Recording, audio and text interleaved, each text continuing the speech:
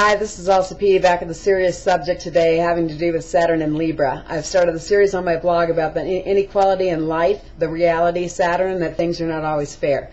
I think this is a good time to talk about this because we've had the Jupiter-Neptune conjunction that has kept a big idealistic cloud over everything for a year. It's moved out. People are starting to encounter reality, and it's harsh. And so I wanted to come on here with a personal story. I have significant Capricorn and Libra, so there's a cardinal signs.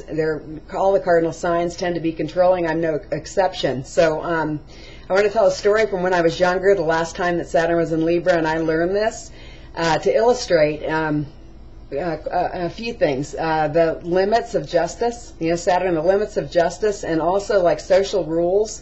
And how you just, you want to weigh things in your life that you do. So I was young, about 23, I think, and I was naive. I was a naive 23-year-old because I grew up in the desert. In some ways I was extremely advanced and sophisticated, but in a lot of ways I just grew up isolated. So I got a job with a big company, and I had been a bartender from the time I was 15 till I was 22, so now I work for this big corporation, and all I'd done is 10 bars. So I'd only worked there a couple of weeks or 3, and they had a company picnic, and I went to the company picnic, and I was used to standing behind a bar and entertaining everyone, and I was personal as hell, and I just entertained everybody. I told jokes. I just sat at this picnic and everyone was roaring, And I think some people, in hindsight, when I look back, some people were mortified because this is not how you act. The district managers over there, and this, I didn't know any of that. I was just talking. I was having a good time. I thought a party was a party. So anyway, I went home. And,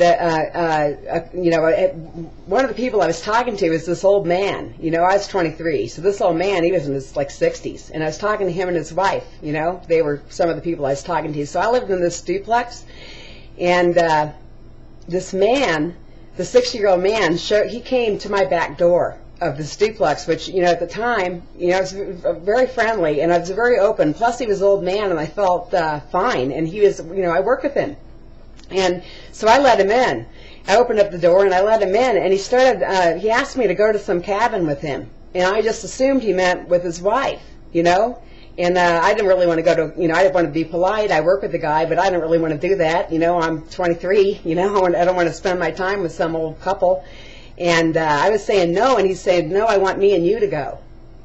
And I didn't know what to, I was flabbergasted. And he was already in my house. And the other thing is I had on pajamas. When I answered the door, I put a robe over my pajamas. I was completely covered, but I wasn't. I didn't.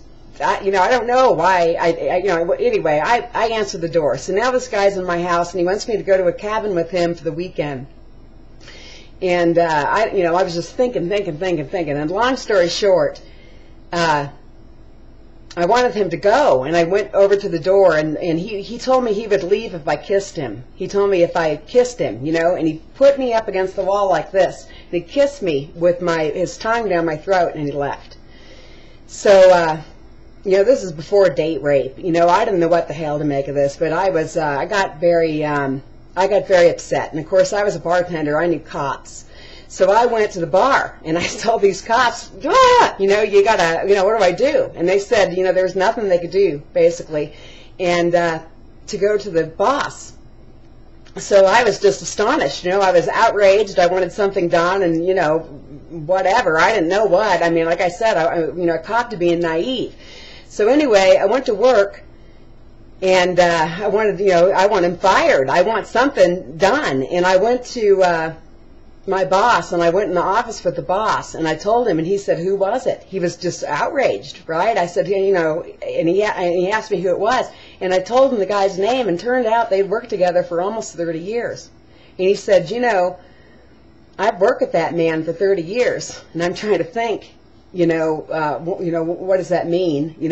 Trying to think as fast as I could. So long story short, this guy was reprimanded by a different supervisor, not reprimanded. They just asked him not to come to my house again, because I was scared. What happened after this happened? I was thinking I didn't really tell him not to come back, and all your blame, it was all convoluted. So anyway, not the 30-year friend, but another supervisor who was newer to the area asked him not to come to my house, and that was all I got. I had to work with this guy, you know, for about a year until I got out of there. And this example of the seniority and just having to take that. I could quit, you know, it was a good job. It was the best job I ever had, and, you know, it ended up setting me up, you know, for a number of years, that job. So I had to let that go. And my point is, sometimes you have to take the loss, and you just can't go in to somebody who has a friendship. You know, this is like, it's part of the thing that's not fair. If somebody has had a friendship for 20 years, it's like a good old boys network or whatever, that's real.